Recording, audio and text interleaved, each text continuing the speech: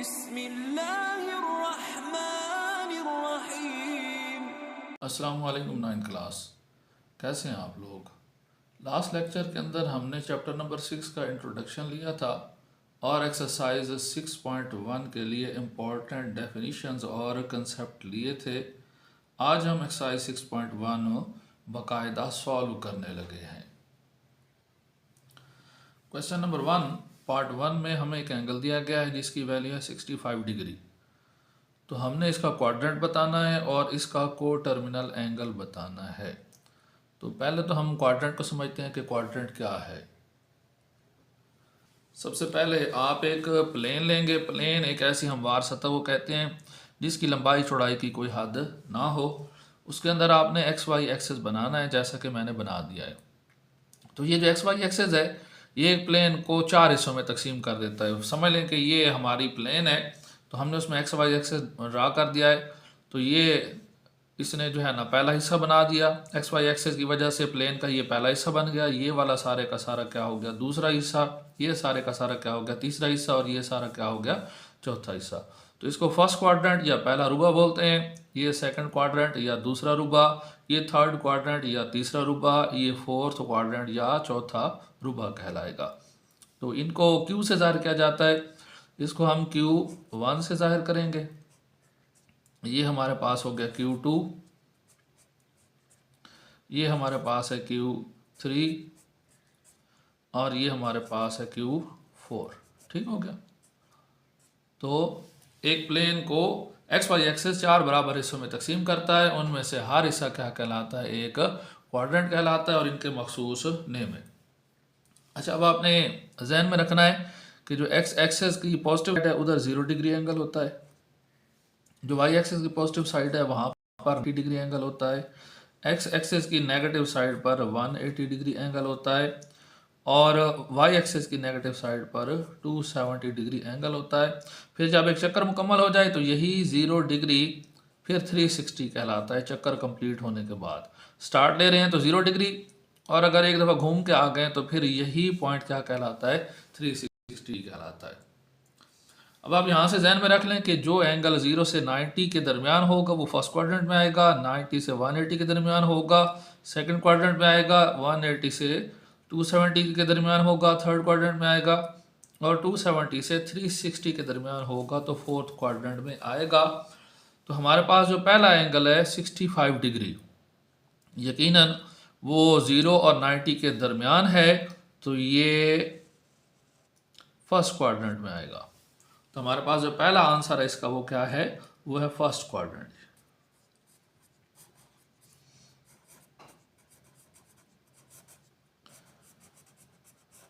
जी, उसके बाद को टर्मिनल जाविया ऐसे जाविये को कहते हैं कि जो देखने में तो पहले जाविये के बराबर ही हो लेकिन उसकी मकदार उससे मुख्तलिफ हो।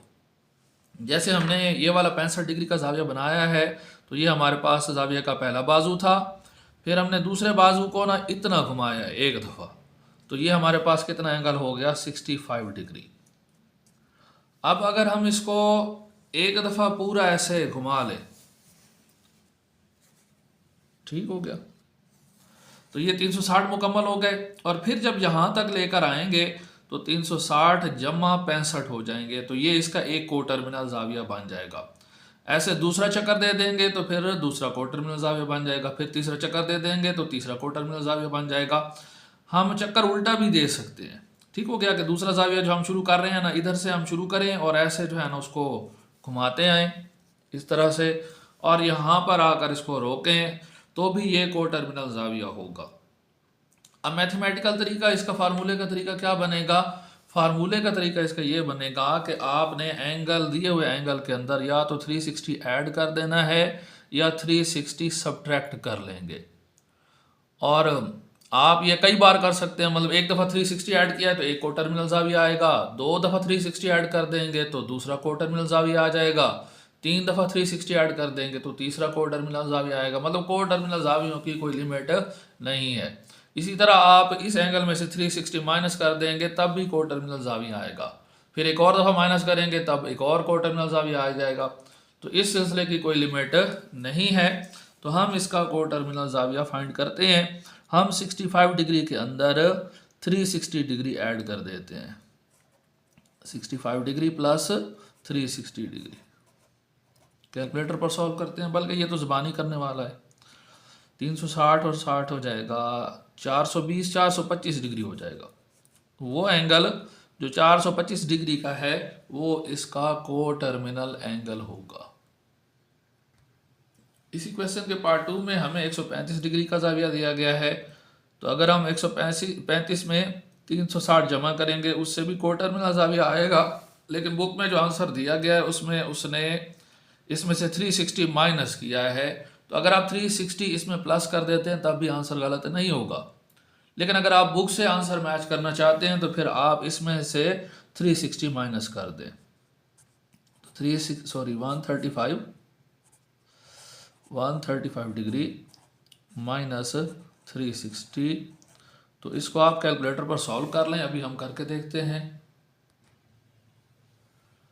135 माइनस 360, तो ये हमारे पास -225 आ रहा है, -225 डिग्री। ठीक हो गया जी। उसके बाद हमने इसका क्वाड्रेंट बताना है। तो 135 जो है वो 90 से ऊपर है और 180 से कम है, तो लिहाजा इसका सेकंड क्वाड्रेंट बनेगा।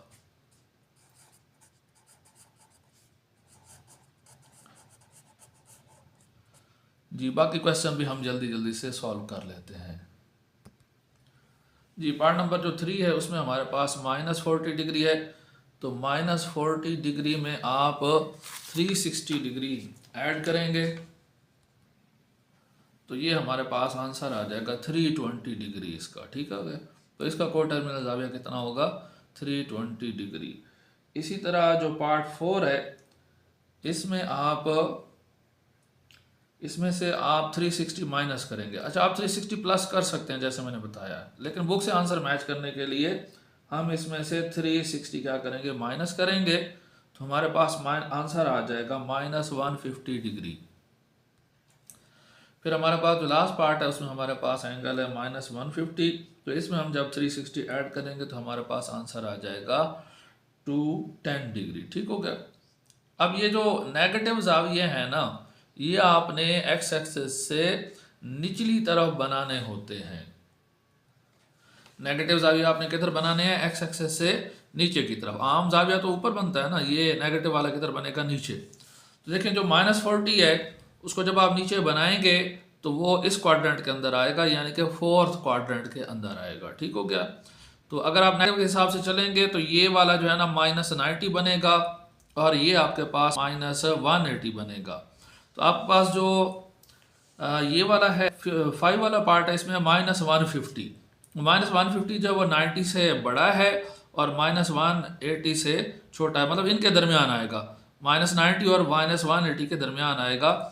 तो आपके पास जो 5 वाला पार्ट है इसका क्वाड्रेंट बनेगा क्वाड्रेंट नंबर 3। ओके हो गया।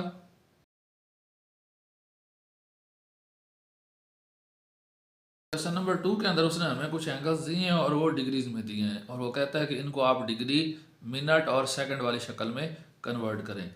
अच्छा, पॉइंट से पहले जितना हिस्सा है ना वो तो डिग्रीज के अंदर है, उसको चेंज करने की ज़रूरत नहीं है। पॉइंट के बाद जो हिस्सा है इसके हम मिनट और फिर क्या बनाएंगे, सेकंड बनाएंगे।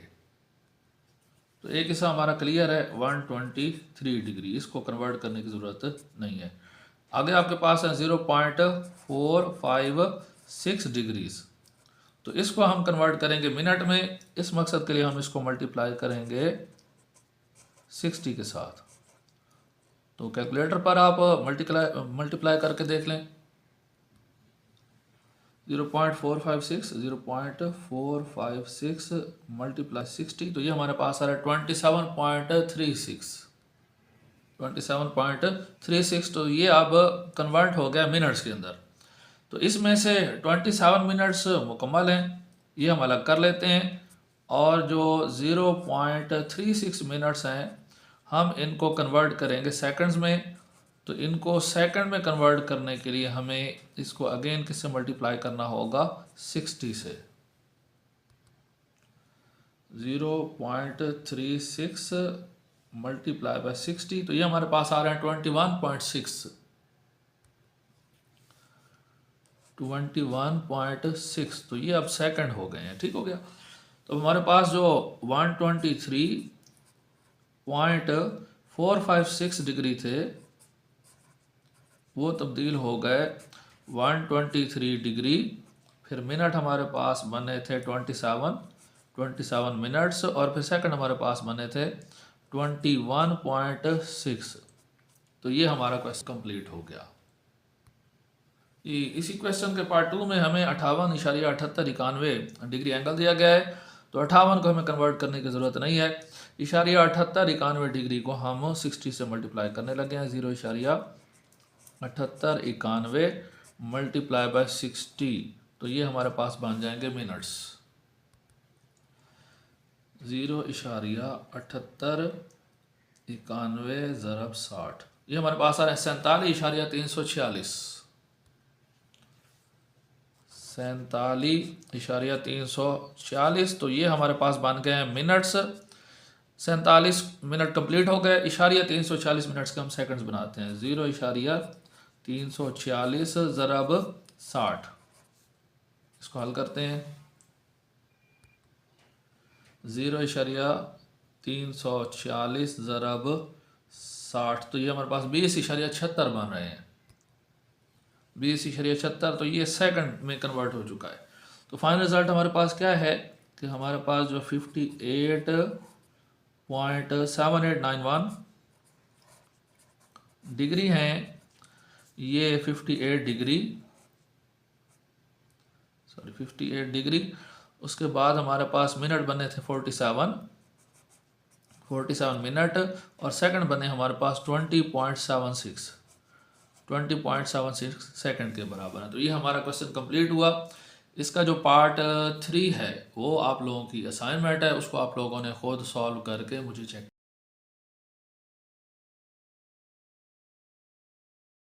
क्वेश्चन नंबर 3 के अंदर हमें जो है ना एंगल दिया गया है डिग्रीज में, मिनट्स में और सेकंड में, और हमें कहा गया है कि हम इसको तब्दील करें डेसिमल डिग्री में, यानी कि हमने इसको डिग्रीज में तब्दील करना है, बेशक उसका कुछ हिस्सा इशारिया के बाद हो।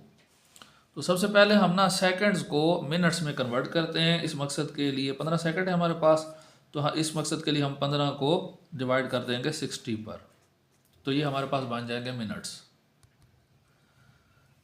15 तक़सीम 60, ये हमारे पास आ रहा है 0.25 जी। 15 जो सेकंड थे हमने उनको 60 पर डिवाइड करके मिनट्स में तब्दील कर दिया है, वो हमारे पास आ रहे हैं 0.25 मिनट्स।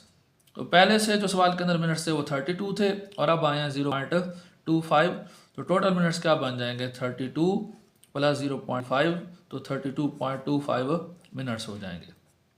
अब हमने इनको कन्वर्ट करना है सेकंड्स में, तो हम इनको डिवाइड कर देते हैं 60 पर। 32.25 डिवाइडेड बाई 60, तो ये हमारे पास आ रहे हैं 0.5375, और ये डिग्रीज में कन्वर्ट हो चुके हैं। तो लिहाजा हमारे पास जो फाइनल आंसर होगा वो है 65.5375 डिग्रीज। ठीक हो गया। तो इसी तरह आप क्वेश्चन नंबर 3 का पार्ट 2 और पार्ट 3 आसानी से हल कर सकते हैं। सबसे पहले आपने सेकंड्स को 60 पर डिवाइड करके मिनट्स में कन्वर्ट करना है।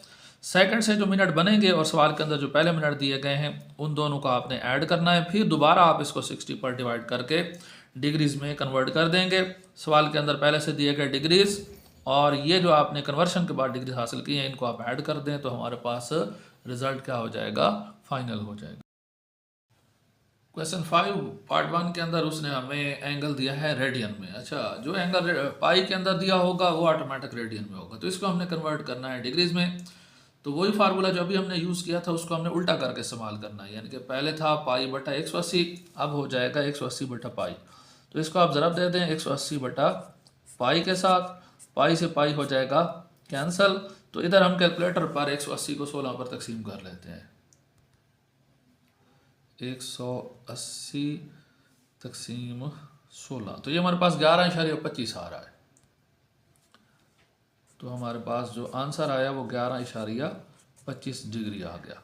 इसी तरह हमारे पास जो इसका अगला पार्ट है, पार्ट 2, उसमें वो कह रहा है कि 11 पाई/5 को तब्दील करना है डिग्री में। 11 पाई/5 इसको डिग्री में कन्वर्ट करना है, तो इसको हम मल्टीप्लाई करेंगे 180/पाई के साथ।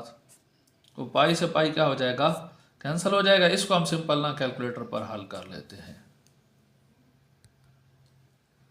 11 ज़रब 180 तकसीम 5, तो ये हमारे पास आ रहा है 396। क्या आंसर आया हमारे पास, 396 डिग्री।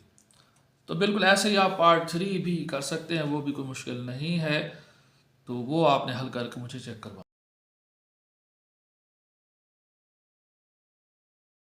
क्वेश्चन नंबर 6 में वो कहता है find arc length and area of sector. Arc की यानी कि कॉस की लंबाई मालूम करें और सेक्टर यानी कि दायरे इलाके का रकबा मालूम करें। If r is equal to 6 centimetre, अगर रेडियस की कीमत 6 सेंटीमीटर हो, and central angle theta is equal to पाई/3 रेडियन, और अगर सेक्टर का सेंट्रल मरकज़ी जो जाविया है वो पाई/3 रेडियन हो। तो पहला पार्ट हम कर लेते हैं। क्वेश्चन 6 पार्ट 1, डेटा में हमें दिया गया है रेडियस जो कि 6 सेंटीमीटर है, और फिर हमें सेक्टर यानी कि दायरवी इलाके का जाविया दिया गया है जो कि पाई/3 रेडियन है, और हमसे कहा गया है कि आर की लेंथ बतानी है, यानी कि हमने एस की कीमत बतानी है। आर्क लेंथ, अच्छा यहाँ पर मैथ में जो है ना, छोटी क्लासेस के अंदर आर को एस से नहीं बल्कि एल से ज़ाहिर किया जाता है, तो हम एल बराबर क्वेश्चन मार्क लिखेंगे। वैसे फ़िज़िक्स के अंदर या हायर क्लासेस के अंदर आर को अक्सर ना एस से ज़ाहिर किया जाता है, तो ये आपने थोड़ा सा पॉइंट ध्यान में रखना है। उसके अलावा हमने एरिया ऑफ द सेक्टर मालूम करना है, तो ए बराबर क्वेश्चन मार्क हमारे पास। ठीक हो गया जी। पहले हम जो है वो आर्क लेंथ फाइंड कर लेते हैं, तो उसके लिए हमारे पास फार्मूला है एल बराबर आर थीटा। एल बराबर आर थीटा, इसमें शर्त ये है कि जो थीटा है, एंगल है, जाविया है, वो रेडियन के अंदर होना चाहिए। तो आप इसमें कीमतें कर दें। आर की कीमत हमारे पास है 6 और थीटा की कीमत हमारे पास है पाई/3। तो ये हमारे पास 3 कम 3 3 2 6, तो 2 पाई जो है ना ये आ जाएगा। तो इसमें आप पाई की वैल्यू दर्ज कर दें जो कि 3.14 है, तो 2 ज़रब 3.14। हम इसको हल कर लेते हैं। 2 ज़रब 3.14, तो ये हमारे पास 6.28 आ रहा है जी। आर की लंबाई एल हमारे पास क्या आ रही है, 6.28 सेंटीमीटर। ये हमारे सवाल का एक हिस्सा कंप्लीट हो गया। दूसरा, इसमें हमने उसने एरिया पूछा था, तो एरिया का फार्मूला लिखते हैं। एरिया का फार्मूला है 1/2 आर स्क्वायर थीटा। तो इसमें हम वैल्यू डाल देते हैं 1/2। आर की वैल्यू हमारे पास है 6 स्क्वायर हो जाएगा, और थीटा हमारे पास है पाई/3। ये आपके पास आ गया पाई/3। मज़ीद इसको हल करते हैं, एरिया बराबर हो जाएगा। अच्छा कुछ यहाँ पर हाँ चले, 1/2 और ये 6 का मुरब्बा खोल लें, 36 हो जाएगा, और इधर आपके पास पाई/3 हो जाएगा। तो कुछ कटिंग कर लेते हैं। 3 कम 3 और 12 3 36, 2 एकम 2 और 6 2 12, तो ये आपके पास हो गया 6 पाई। 6 को पाई से ज़रब दे दें, 6 ज़रब पाई की वैल्यू होती है 3.14। ये आप लोग याद कर लें, तो ये आपको बार बार यूज़ करनी होगी फ़िज़िक्स में भी, मैथ में भी, तो इसको आप लर्न कर लें। तो हम इसको कैलकुलेटर पर हल करते हैं। 6 ज़रब 3.14, तो ये हमारे पास 18.84 आ रहा है। एरिया ऑफ सेक्टर हमारे पास कितना आ गया, 18.84। अच्छा, एरिया का यूनिट ध्यान में रखना है आपने। सेंटीमीटर की ताकत 2 होता है, सेंटीमीटर स्क्वायर होता है, तो ये स्क्वायर लगाना आपने नहीं भूलना। इस क्वेश्चन का पार्ट 2 बिल्कुल सेम है, वो आप लोगों को एज ए असाइनमेंट दिया जाता है, वो आप लोगों ने खुद सॉल्व करके मुझे चेक करवाना है। क्वेश्चन नंबर 7 का पहला हिस्सा सेम है कि अगर central angle of sector 60 degree हो और रेडियस हो 12 डिग्री, तो ये भी पिछले क्वेश्चन की तरह का है। तो इसमें हमने एरिया ऑफ सेक्टर फाइंड करना है, और अगला हिस्सा इसका थोड़ा सा चेंज है कि percentage of total area of circle जो है ना वो हमने फाइंड करनी है, यानी कि सेक्टर का जो एरिया है वो सर्कल के टोटल एरिया का कितने % है। तो स्टूडेंट्स इस तरह के जो सवाल होते हैं ना, जिनमें बाकी सवालों से थोड़ा बहुत डिफरेंस हो और वो सवाल बहुत ज़्यादा लंबा भी ना हो, बहुत मुख्तसर भी ना हो, तो ऐसा सवाल जो है लॉन्ग क्वेश्चन के अंदर आने का मैक्सिमम चांस होता है। तो इन सवाल को आपने बिल्कुल नहीं छोड़ना। सवाल नंबर 6 भी, 7 भी और 8, 9 ये वेरी वेरी इंपॉर्टेंट है, इनका लॉन्ग क्वेश्चन में आने का चांस बहुत ज़्यादा है। जी, डेटा में हमारे पास पहले एंगल ऑफ द सेक्टर है जो कि 60 डिग्री है, थीटा 60 डिग्री। तो सबसे पहले तो हमने इसको ना रेडियन में कन्वर्ट कर देना है, पाई ओवर 180 से मल्टीप्लाई कर देंगे, 60 से ही कटिंग कर लेंगे, 61 द 60 और 63 द 180, तो ये आपके पास पाई बटा 3 आ गया। ठीक हो गया। उसके बाद हमें रेडियस दिया गया है, वो है 12 सेंटीमीटर, आर बराबर है 12 सेंटीमीटर। अब फार्मूला लगा लें, a is equal to 1/2 r square theta, values डाल दें, 1/2, आर हमारे पास 12 है तो 12 का स्क्वायर, और थीटा हमारे पास कितना है, पाई बटा 3। कुछ कटिंग कर लेते हैं, फिर कैलकुलेटर पे हल कर लेंगे इसको, या चाहें तो डायरेक्ट हम इसको कैलकुलेटर पे हल कर सकते हैं। चलें हम इसको डायरेक्ट ही कैलकुलेटर पर हल कर लेते हैं, लेकिन पहले ना पाई की कीमत दर्ज कर लेते हैं। 1/2, 12 ज़रा 12 चले इसको भी खोल लेते हैं, 144, और पाई की कीमत है 3.14, और बटा आपके पास है 3। तो हम इन सब को ना इकट्ठा कैलकुलेटर पर ही हल कर लेते हैं एक दफ़ा में। जी, पहले हम ऊपर वाली रकमें लिख लेते हैं, 1 ज़रब 144, एक लिखने की ज़रूरत नहीं है, 144 ज़रब 3.14 और तकसीम करेंगे 2 ज़रब 3 6 पर, तो ये हमारे पास 75.36 सेंटीमीटर स्क्वायर एरिया आ गया। सेक्टर का एरिया कितना आ गया, 75.36 सेंटीमीटर स्क्वायर। ठीक हो गया। अब हमने क्योंकि सर्कल के टोटल एरिया के साथ इसकी परसेंटेज फाइंड करनी है, तो हमें सर्कल का टोटल एरिया भी फाइंड करना होगा, और सर्कल के टोटल एरिया को हम a' से ज़ाहिर कर लेते हैं, और उसका फार्मूला है पाई आर स्क्वायर।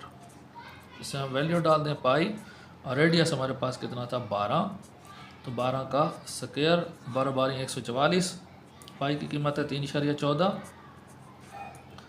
और 12 12 144, तो इसको हम कैलकुलेटर पर हल कर देते हैं। जी, 3.14 ज़रब 144, तो ये 452.16 आ रहा है, 452.16 सेंटीमीटर स्क्वायर। ये सर्कल का टोटल एरिया आ गया। अब हमारे पास जो सेक्टर का एरिया था ना, उसकी परसेंटेज हमने निकालनी है सर्कल के टोटल एरिया के हवाले से, तो उसका फार्मूला आपके पास जो है ना बन जाएगा, परसेंटेज एरिया ऑफ सेक्टर लिख लेते हैं हम उसको, या सिंपल आप परसेंटेज एरिया ही लिख लें बस। तो ये बराबर हो जाएगा एरिया ऑफ सेक्टर जिसको हमने ए से ज़ाहिर किया था, divided by area of the circle जिसको हमने a' से ज़ाहिर किया था, और मल्टीप्लाई करेंगे हम इसको 100 के साथ। वैल्यूज़ डाल दें, एरिया ऑफ सेक्टर हमारे पास था 75.36 सेंटीमीटर, 75.36, और एरिया ऑफ सर्कल हमारे पास आया 552.16, 452.16, और मल्टीप्लाई करेंगे इसको 100 के साथ। 75.36 तकसीम 452.16, 452.16 और ज़रब कर देना है 100 से, तो ये हमारे पास 16.666 आ रहा है। तो हम इसको राउंड ऑफ करके 16.67 कर देते हैं। तो सेक्टर का जो एरिया है वो सर्कल के एरिया का कितने फ़ीसद हिस्सा बनता है, 16.67, और इसके आगे आपने परसेंटेज की अलामत डालनी है। क्वेश्चन नंबर 8 में वो कहता है find percentage of area of sector subtending an angle of π/8 radians. हमने इसमें डायरेक्ट जो है ना परसेंटेज निकालनी है उस सेक्टर के एरिया की जिसका एंगल π/8 रेडियन है सर्कल के टोटल एरिया के साथ। तो इसको हम डायरेक्ट फार्मूलाज की मदद से ही हल करेंगे।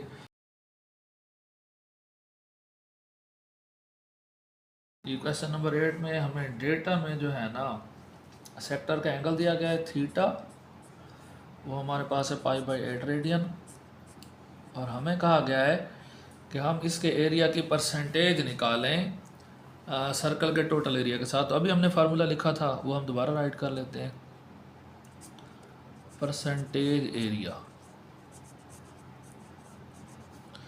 तो ऊपर हमने सेक्टर का एरिया लिखा था, नीचे हमने सर्कल का टोटल एरिया लिखा था, और फिर हमने इसको मल्टीप्लाई कर दिया था 100 से। तो पहले हम इसको थोड़ा फार्मूलाज पुट करके ना उसर कर लेते हैं। परसेंटेज एरिया,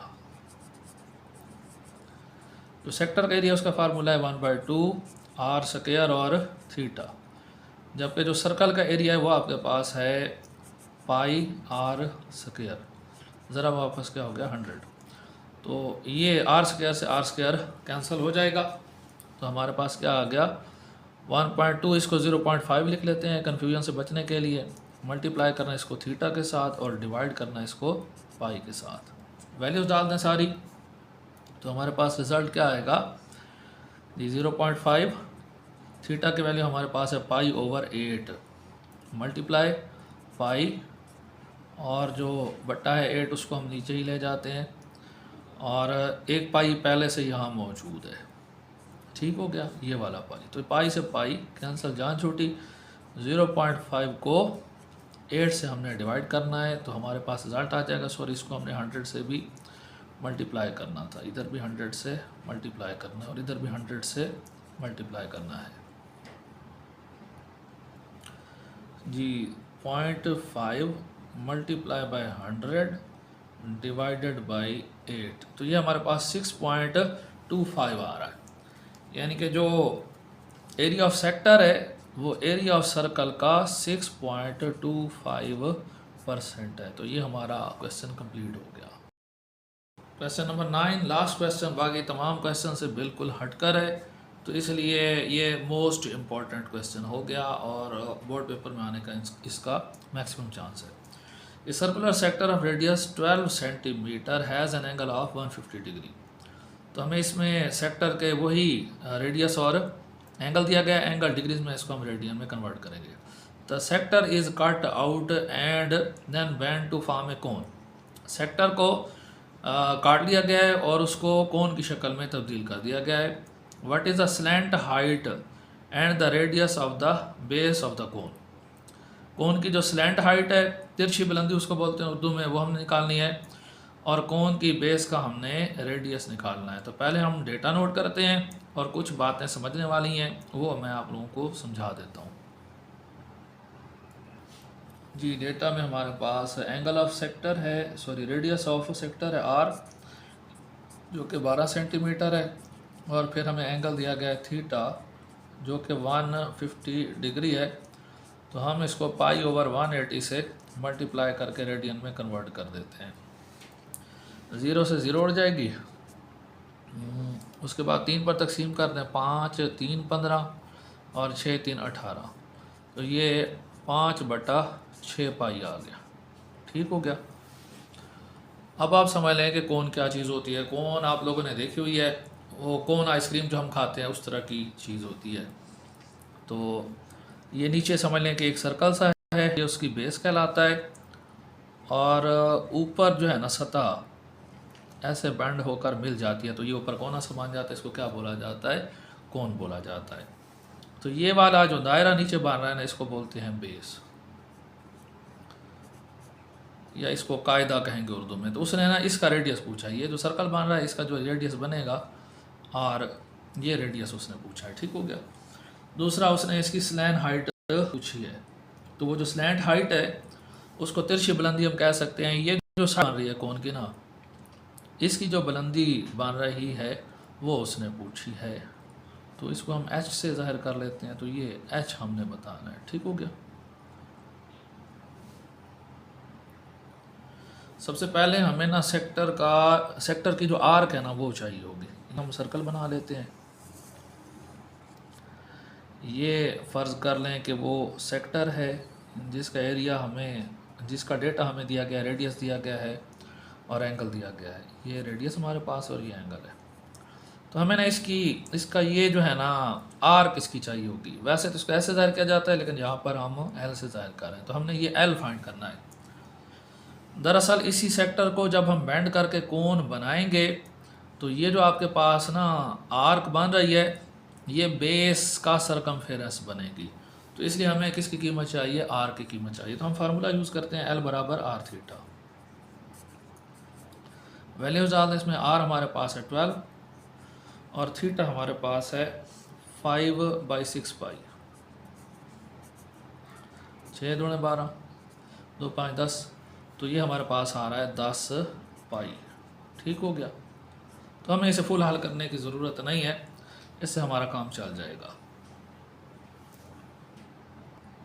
जैसे मैंने आप लोगों को अभी बताया है कि जब हम इस सेक्टर को काट कर कोन की शक्ल में बेंड करेंगे तो ये जो आर्क लेंथ है ये इसकी बेस का सरकमफेरेंस बन जाएगी। अभी मैं आप लोगों को ये प्रैक्टिकली करके भी दिखाता हूँ। बहरहाल तो आपके पास जो सरकमफेरेंस बनेगा बेस का, उसको हम सरकमफेरेंस ही कह लेते हैं।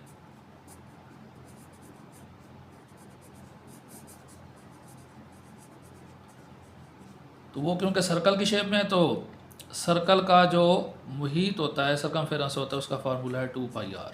ठीक हो गया। तो ये जो आर्क है ये सरकमफेरेंस ऑफ बेस के बराबर होगी। आप इसको इक्वेशन 1 कह लें, इसको इक्वेशन 2 कह लें। इन दोनों इक्वेशंस की जो राइट साइड है वो आपस में क्या हो जाएंगी, बराबर हो जाएंगी।